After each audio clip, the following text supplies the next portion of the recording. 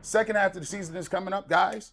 Uh, who do you think is a breakout candidate in the second half, Jason? And what do you think who do you think it needs to be to give them the best opportunity to kind of make the playoffs and clinch this division? Stephen Kwan.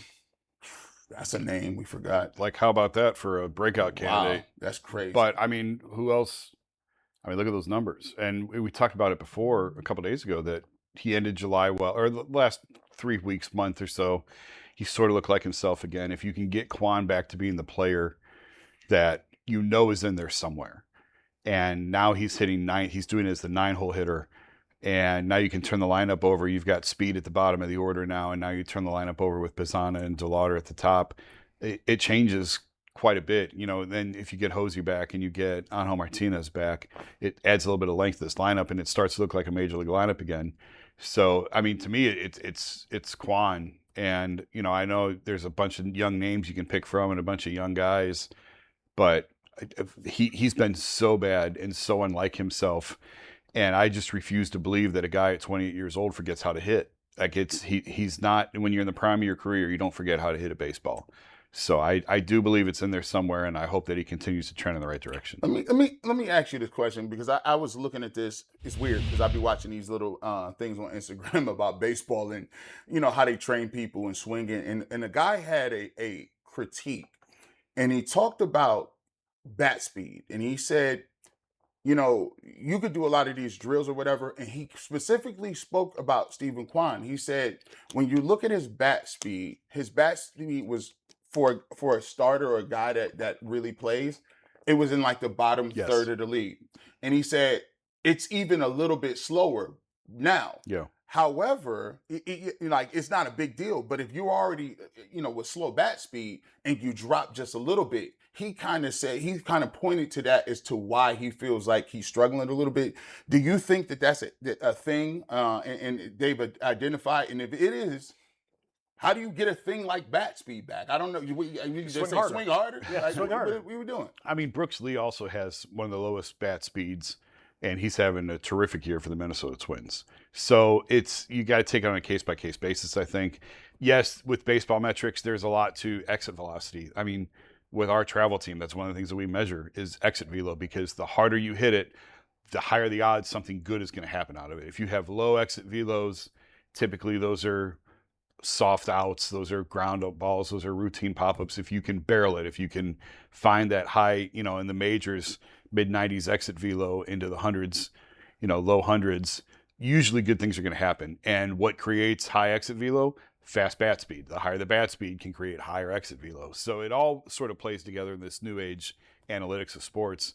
And Kwan has always been low end on that, and it hasn't really hurt him in the past. But you can see where, like, you're operating on thin margins, right, when you're at the bottom. And could that have been a factor in the first half? I suppose. But slow bat speed isn't the reason why he's swinging at balls and letting strikes go by, and why he was so messed up with some of the challenges they had early on. I just think he just lost his rhythm and lost his eye for the plate more than the physicals. But, you know, again, he's trending in the right direction. Hopefully that continues. I think it's very reasonable that we could end the season and he's hitting 270. Now, is that great? No, that's not great. Not for him, because he's not a power guy. Mm-hmm. So, but if he gets the average up, and no one really looks at average so much now as they look at OPS and things like that, but the average has been so bad for so long. If he hits around 300 the rest of the way, I bet you he'll end the year around 260 for the season. So there's still a chance to sort of salvage some of the baseball card numbers, the back of the card numbers that everybody looks at. So hopefully he can just keep trending in the right direction. He's such a cerebral guy. Yeah. So smart. You talk to him, he understands the game, and that's why he's gotten to the major leagues, is because he understands where his strengths are of being a contact hitter. I think that it's just as simple as he might have been trying too hard.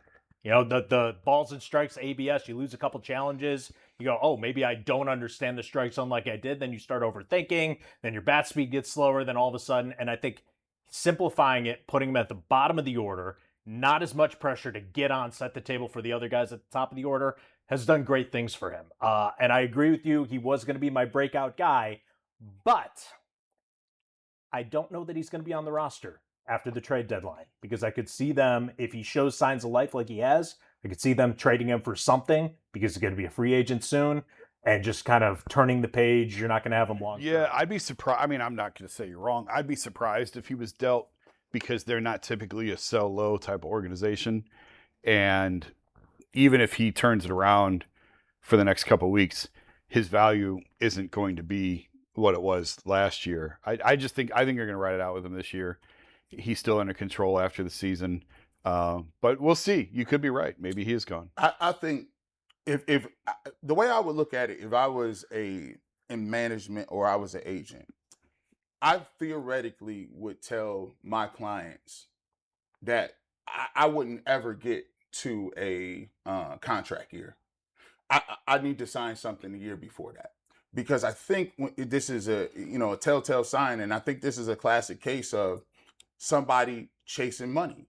And not chasing money in terms of doing other different things. It's chasing money because you're putting so much pressure on yourself to perform and to prove that you're worth what you want at the bottom line right here. And I feel like when he was batting 400, I'm thinking, almost we're flirting with 400. He's sitting there thinking like, wow, man, I'm having a great year. His power numbers were actually up. He was already a Gold Glover. So now he's thinking, if I could just keep this up for a little bit of time, maybe I could prove to him that I can do it a different way as a corner outfielder with base running, with, putting the bat on the ball, with being a guy that is a good defender and having a high average.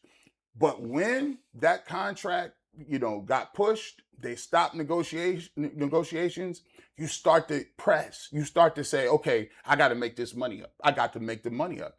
And you can't make the money up. You can't operate like that. So for me, I would tell people, look, I know you got to maximize what you are. You want every single dollar. But sometimes, man, peace of mind is better, man. Like, I would rather get me something and have me a nice little deal rather than coming out betting on myself to get the hugest bag in the world. So I do think that plays a little bit of a role. And you wonder, because he kind of tailed off at the end of last year as well, how much the trade rumors, how much I personally think before the Clase Ortiz thing hit that he was going to get dealt. And then after that, they decided the clubhouse couldn't take losing another leader like that. So you wonder how much that played into it. Was the trade rumors, they don't want to give me the money, what am I doing? That, like you said, the mental part of it, that all plays into it.